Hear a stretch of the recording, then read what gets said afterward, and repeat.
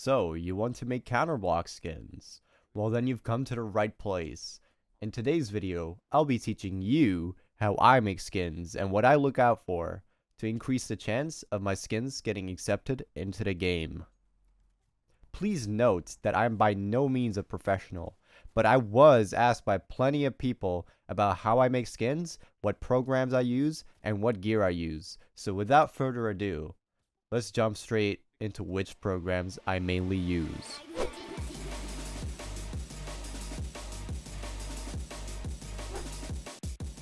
The two programs I mainly use are 3D Coat and Photoshop. You can actually use many programs such as Blender or Substance Painter. However, I am not experienced with either of those, so we'll be focusing on 3D Coat and Photoshop instead.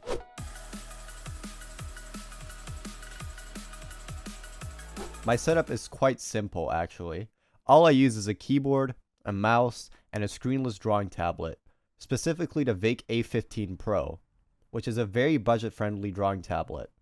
I do not think you necessarily need a drawing tablet to make skins, but they do definitely make things easier, and they can give you a better result.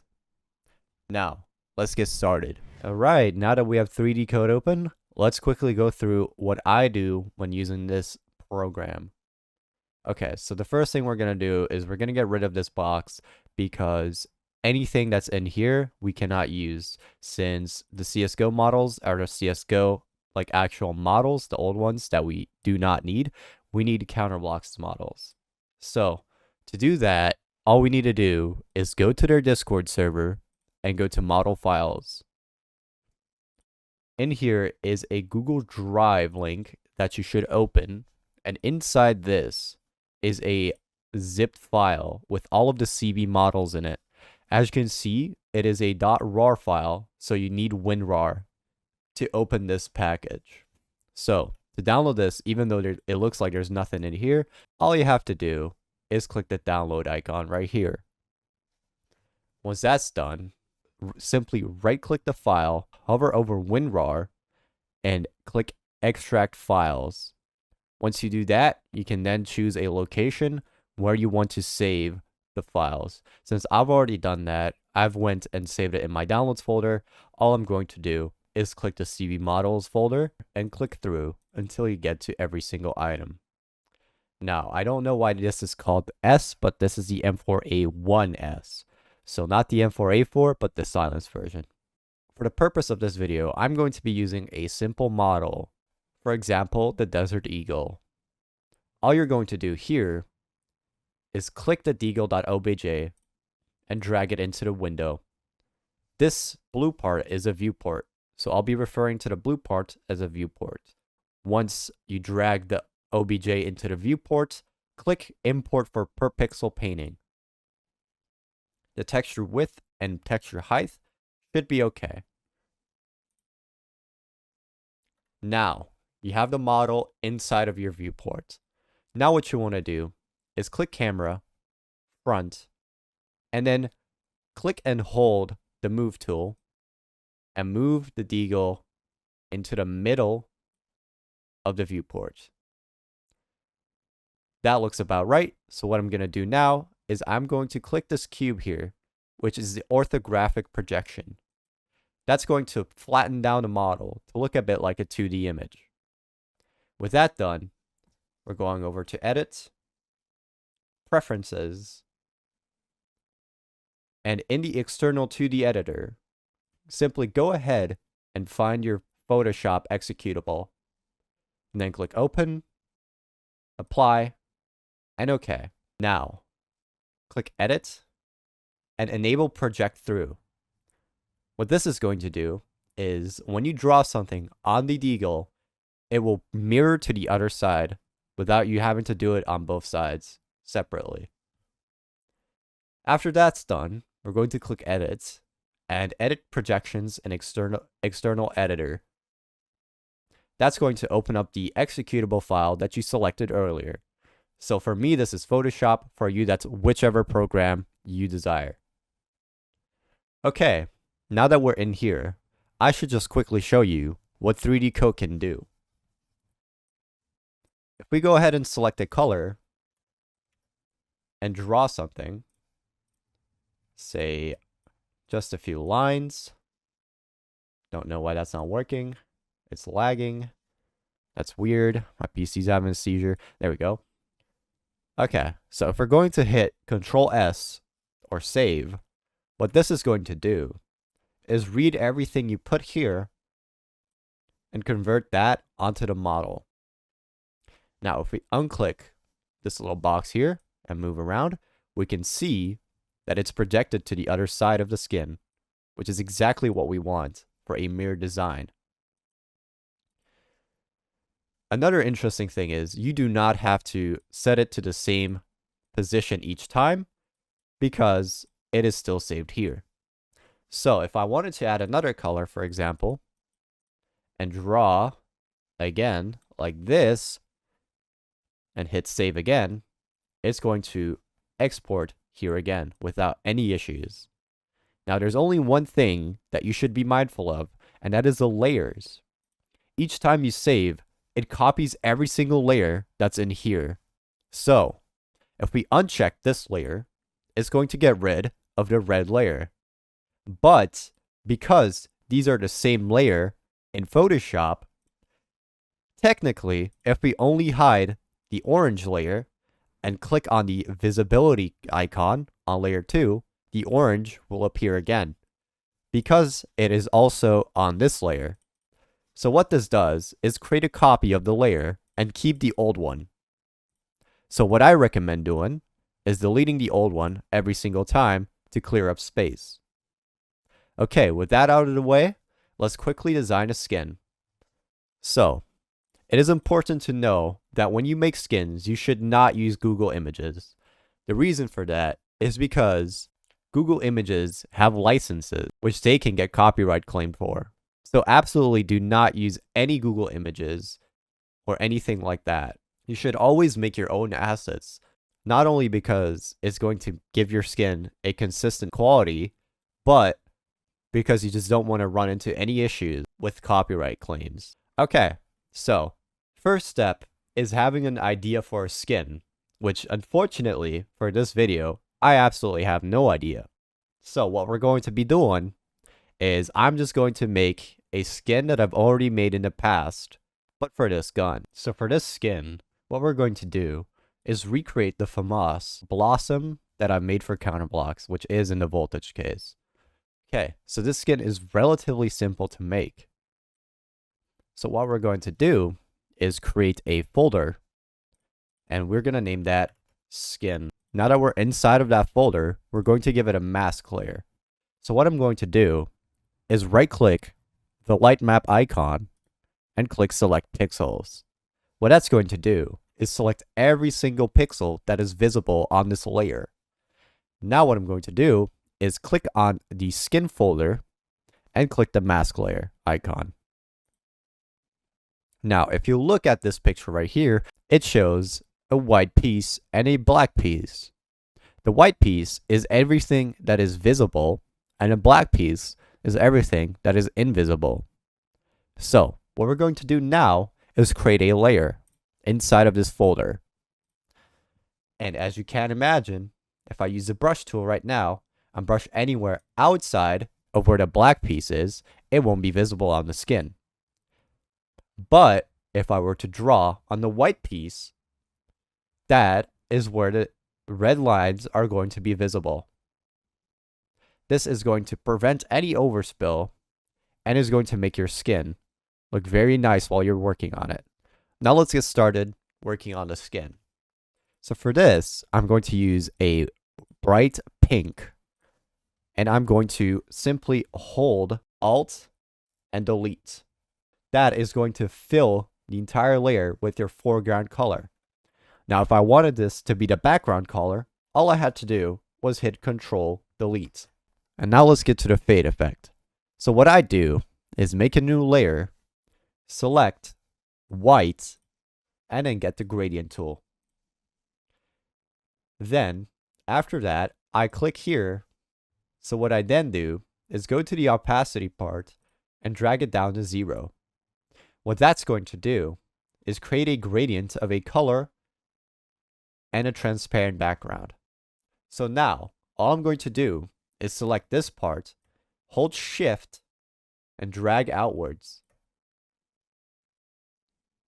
Now, the reason why this is round is because I selected the radial tool. Instead, I want to use a linear gradient tool. So I'm going to be doing that again. There we go. And now we go ahead and do that for the backside. We already have our gradient, but personally, I think the gradient is not enough. So what I'm going to do is extend this gradient a bit farther. There we go. I also realized I wasn't fully using white, so that's my bad. Quickly gone and fix that. So what I did there was I hit Control U to open the hue and saturation tool. I then brought this all the way up to 100 to make it fully white. Now with that out of the way, it is time to add the dots, otherwise known as a halftone. I'm not going to show you how to make a halftone. You can just go ahead and do that using a tutorial. What I'm going to do here is turn it. Now I'm going to line up the last black dots where the gradient is about to end. About that. Now what I'll do is I'll right click this layer and rasterize the layer. Now I'm going to invert the layer color by clicking Control I. And next what I'll do is I'll double click this layer and hold Alt and drag down this arrow a little bit until there's about nothing left. Then I'll hit OK, right click the layer again, convert it to a smart object, right click again, and rasterize it. Then I'll hit Control U again and drag the lightness up to 100. That is going to remove all of the black lines that were previously around it. Let's look at the skin again. And as you can see, the dots are a little bit smaller on the original skin. So what I'll do is I'll scale this down by hitting Control T and then grabbing the corner, holding Shift, and scaling it down a little. Once I feel like it's good, I'm going to hit Enter. Now what I'll do is I'll hit Control J on the halftone layer to create a copy. Then I'll hit Control T to transform the layer, right click it, and click Flip Horizontal. Now I'll move it all the way to the left. Hit Enter, and there we go. We have the halftone layers in order. Now if we look back at the icon of the previous skin, we'll see that there are still some more assets to add, such as, for example, the Japanese text, the spread love everywhere you go, the heart, and then these lines. So we'll go ahead and do that now. Now what I usually do is I quickly hide every layer.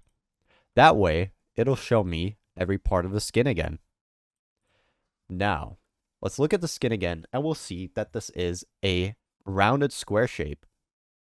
Now we'll look at the model and see where we could possibly fit a rounded square shape. I personally think it would fit about right here. So now what I'll do is I'll right click the shape layer, the shape tool, and select rounded rectangle tool. We'll go ahead and make a rounded rectangle about right here. Make the fill transparent, the stroke white, and the thickness I'll set at about what looks good. So for me, that's going to be about 5 pixels. Now, you may just notice that I overlapped it with this part. So what I'll do for that is I'll right click the rounded rectangle layer, rasterize it, and make another mask layer. Now, what I'll do is quickly hide the layer, grab the polygonal lasso tool, and I'll outline these parts.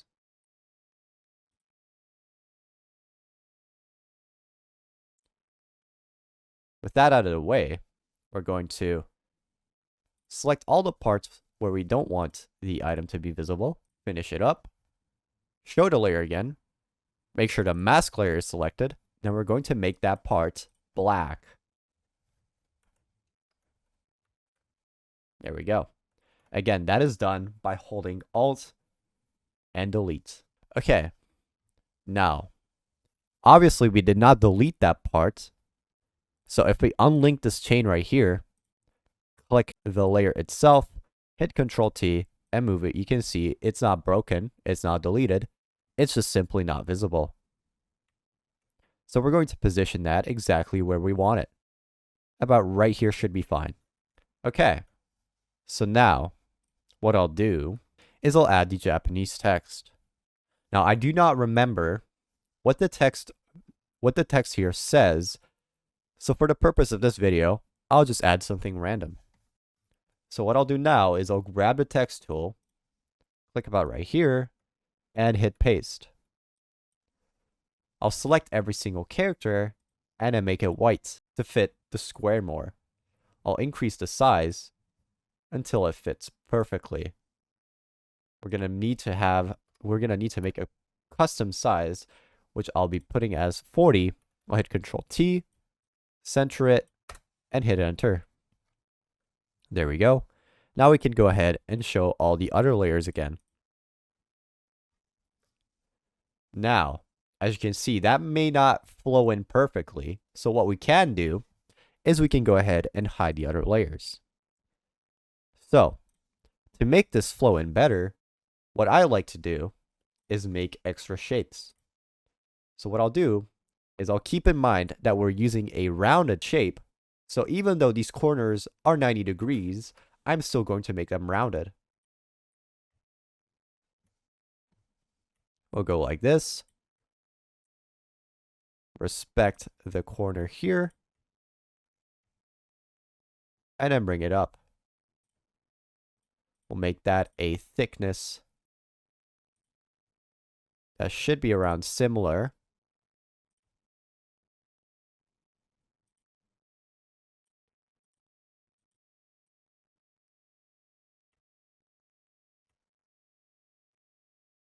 There we go.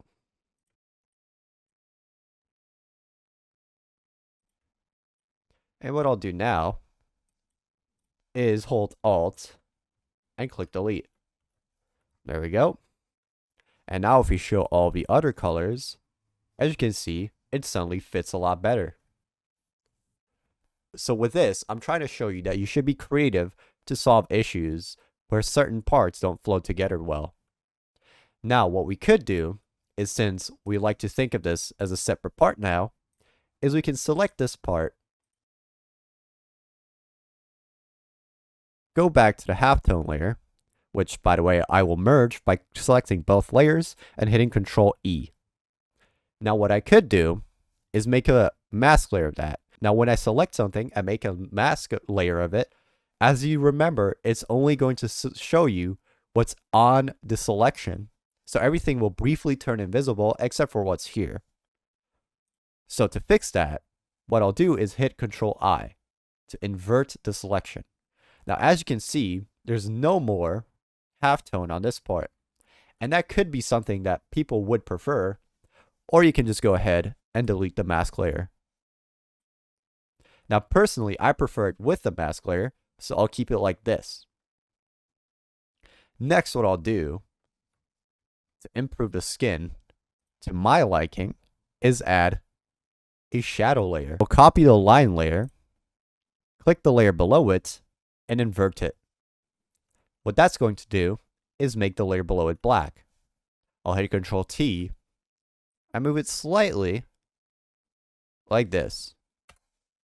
I'll hit Enter to unselect it, and then I'll go ahead and go to Filter, Blur, Gaussian Blur. There we go. And if I really don't want this to overlap with this, what I'll do is make another mask layer. With the brush tool, I'll make sure to select black, set the hardness to 0, and just quickly go like this. There we go. And now personally, I do not think black is the best color for shadow, but what we can do is select this layer again, set the blend mode to overlay, and there we go. The shadows are a lot softer. Now it's time to add the other parts, it's like to spread love everywhere you go.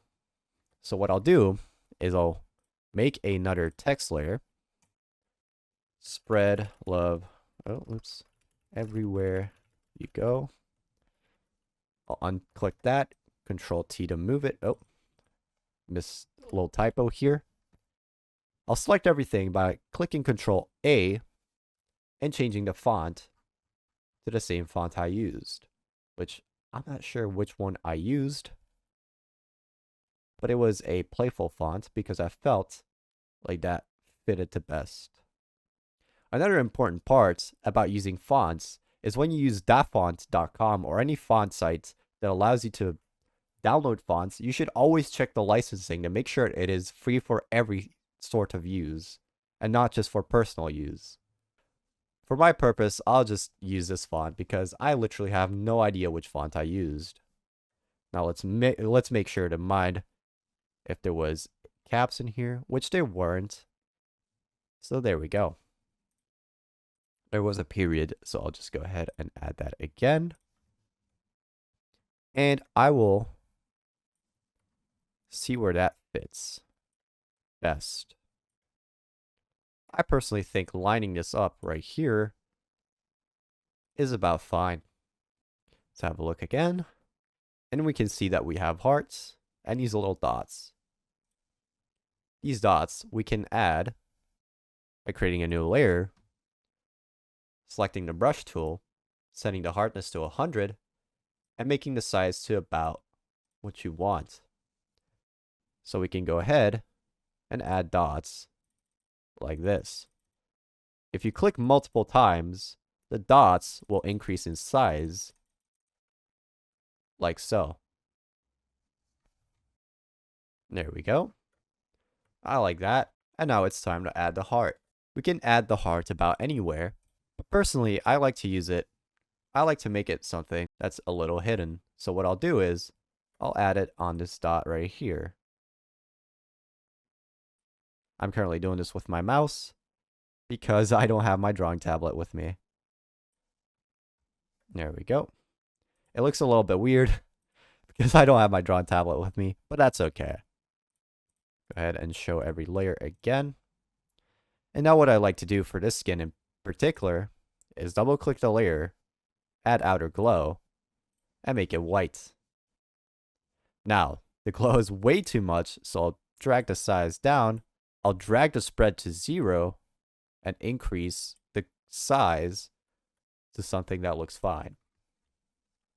We can do the same for the dots, but keep in mind, due to Roblox compression, if you use too much glow or too many effects, the dots could end up looking a bit pixelated. There we go. Now, to make the skin look even fuller, we can add those lines that we see here. And if we look closely, we can see that these lines are a little edge-shaped. So what I'll do is I could add, by holding shift, I can make the lines turn 45 degrees. So what I'll do here is do something like this.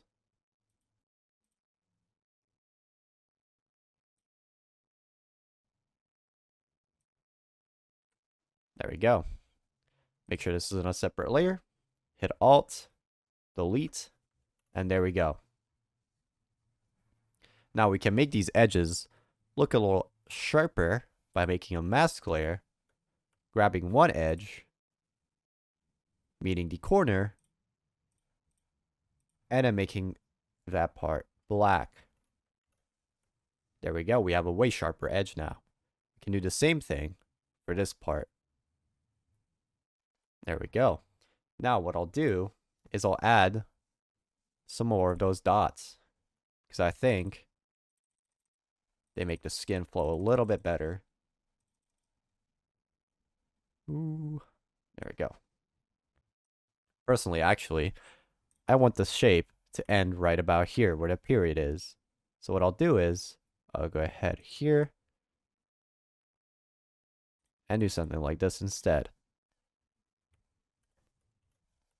There we go. And that is like about it for the skin, since this is a very simple skin. Now we could add more details, such as if we go to the halftone layer, we could go ahead and make the trigger halftoneless, like so.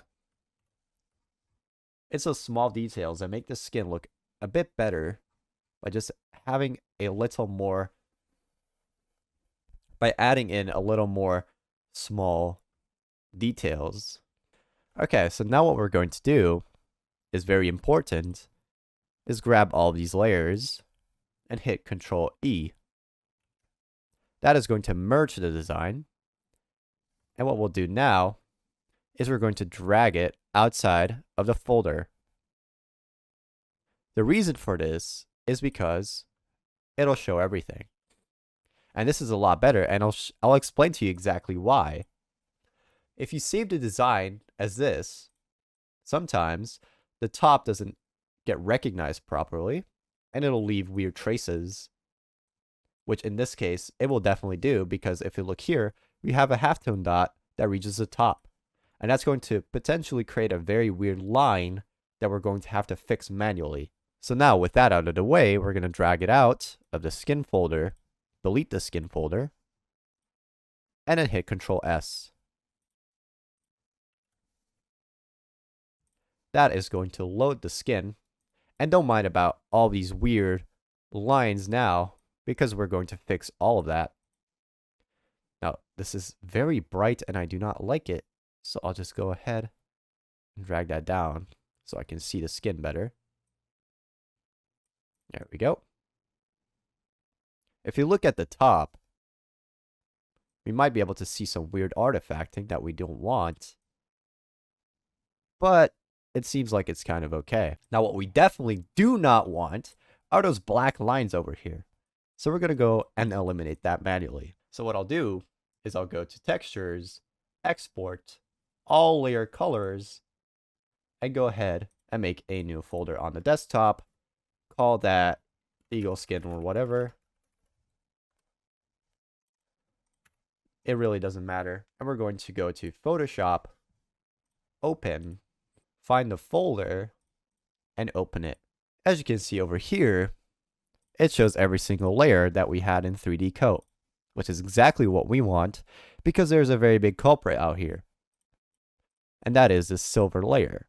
We're going to get rid of that by deleting it, deleting all of the unnecessary layers. And if we look at just this layer, it looks a bit weird. That is because when we save this layer in Photoshop, it is going to project everything from one side to the other. So what I like to do is go back to the CB folders, select the deagle, handle one text, drag it on, and hit enter. So now what I'll do is I'll delete this. And I'm going to scout for any potential errors. Now what I'll do is I'll open the model. You can only do this in the versions of Photoshop that have CC in them. So I'll go ahead, go to the deagle, select the OBJ, open, increase the size a little bit because we don't want the viewport to be way too small. Click OK, and there we go. Now don't worry about all of these errors. This is just Photoshop's rendering system that is absolutely terrible. We're not going to be minding too much of that.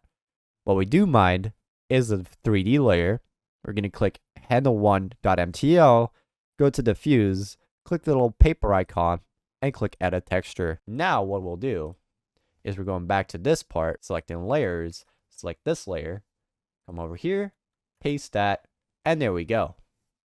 Now we'll go back to deagle.obj, and we'll see that the skin loads in just fine. Now, as we can see, there are some artifacts over here, which were the dots I talked about earlier. So what we're going to do now is we're going to fix these manually. So what I like to do, especially when I wasn't used to the models, is create a new layer.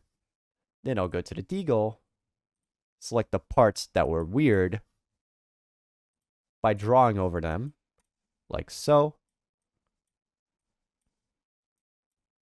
And we'll go back to this layer. Now, as we can see, we have these red lines, which signal the parts that were not as intended. So to fix this, we'll actually go back because I'm not sure which parts were actually ruined. It was this part. This part's fine, but it's mainly this part. So this is the parts that we're looking at on the view model. And as you can see, these are distorted. So what I'll do is I'll select the distorted parts like so. And I'll just go ahead and click the clone stamp tool. Make sure the brush is set to hardness 0 and the size is a proper size. So now what we'll do is we'll hold Alt, click, and then simply paint over like so. As you can see, it creates extra smudges here, and that is because when we clicked Alt, we accidentally selected one part of the layer where the white parts were visible. So what we'll do is we'll hold Alt again, click, and we're just going to drag down like so. We're going to do that for every single part that looked a bit out of ordinary. There we go. It may never be perfect, but it certainly is a lot better. We're going to fix these parts as well. So that's this part. There we go. You can see that the lines are very distorted. So another thing we can do is select every part that is very distorted. And in some versions of Photoshop, you can use AI to fix it for you. But I'm not much of a fan of that. So instead, what I'll do, if I'm very lazy, is click the color picker tool. I'll select the color, click OK. And on the layer above that, I'm just going to fill it. Now, as you can see, this creates a very rough transition. So I'm going to make a mask layer.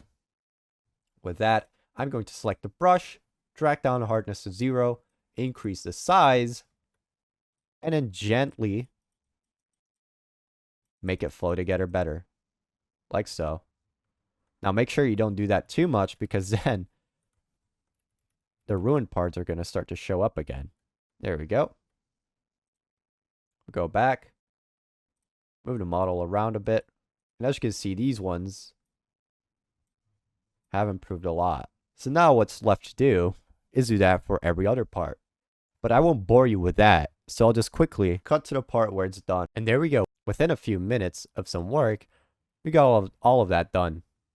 So now what I'll do is go back to this layer, click File, and save it. I want to save this as a PNG and call this Deagle Fix or something. Something that helps you remember that this is the final version of your skin. Now, I'll go back to 3D Coat and import the texture as a color or albedo map. There we go. And as you can see, all of these black lines have disappeared, along with the weird artifacting on top.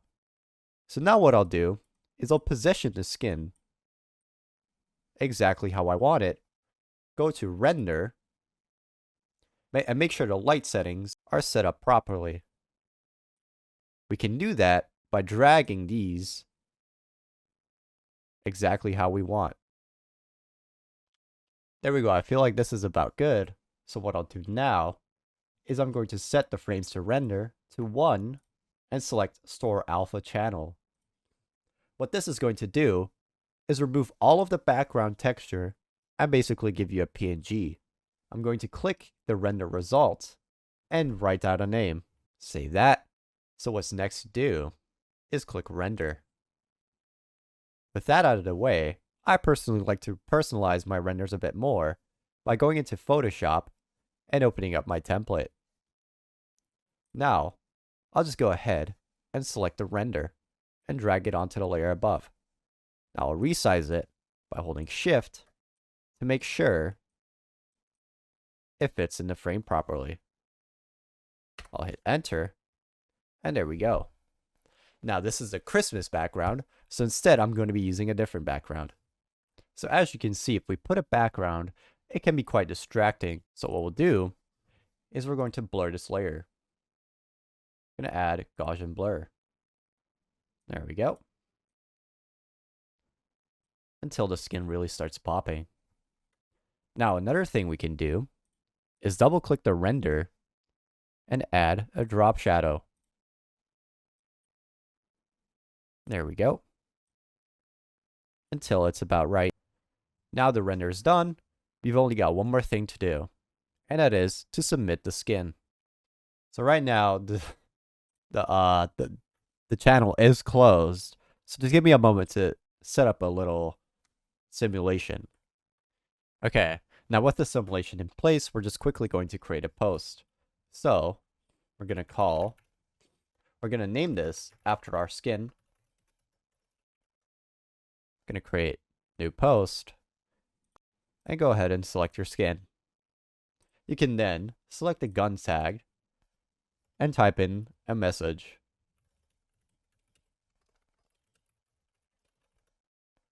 And then click post. There we go. Your skin is now posted and ready for approval. If you enjoyed this video, make sure to leave a like and subscribe. And if there's anything else you want to learn, please leave it down in the comments down below, because I'll make sure to read every single one of them. Thank you so much for watching. See you another time. Peace.